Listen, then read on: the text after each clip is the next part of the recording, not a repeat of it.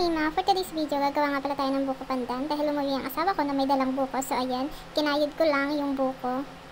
Siyempre, magpipili nga naman tayo na marunong tayong gumawa ng mga ganitong bagay kahit hindi naman talaga. So huwag nyo nang pansinin kapag may mali akong ginawa. So ayan, diretso lang natin tong pagkakayod ng buko. Nag-ready na nga rin pala ako ng mga ingredients. Napansin ko nga pala na wala na pala akong buko pandan na flavor. Unflavored jelly powder na lang ang naandito. Hindi naman ako makalabas para bumili kasi sobrang lakas ng ulan. Araw-araw na rin kasing maulan dito sa Mauban. Magluluto na nga pala ako ng gulaman. Naglagay nga lang pala ako ng 1.5 liter na tubig sa kaserola. Naglagay na nga rin pala ako ng isang sachet ng unflavored jelly powder. Itinakta ko lang siya dyan sa may 1.5 na tubig. At pagkatapos, naglagay na ako ng half cup ng sugar at hinalo-halo ko na.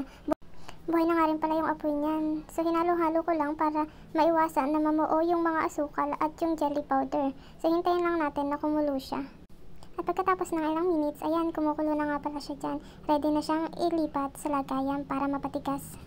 Inilagay ko nga pala siya sa isang Tupperware para patigasin. At pagkatapos kong maisalin, ayan, isinat aside ko muna at hintayin na natin na tumigas siya.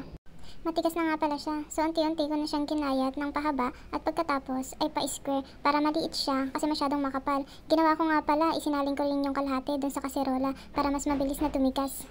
Inilagay ko na nga rin pala yung buko na kinayod ko at pagkatapos nilagyan ko nitong evaporada at hinalo ko lang. Itinakta ko na nga pala lahat yan. Ayan, nalo ko lang at kasunod nilagay ko na itong cowbell na kondensada at hinalo ko lang mabuti. At naglagay na nga rin pala ako dyan ng egg and cheese. Kinayat-gayat ko lang siya ng maliliit. Hindi na nga pala ako naglagay ng ibang ingredients kagaya ng mga sagutan, hindi naman kami mahilig dun. At pagkatapos niyan, inilagay ko na siya dito sa tupper. Ayan, medyo puno na nga pala. Kaya kumuha ako ng maliit na tupper at inilagay ko dun yung kalahati para mabawasan yung tupper na malaki. At tapos na nga pala siya mga Mima. Inilagay ko na siya sa freezer. Hintayin na natin lumamig.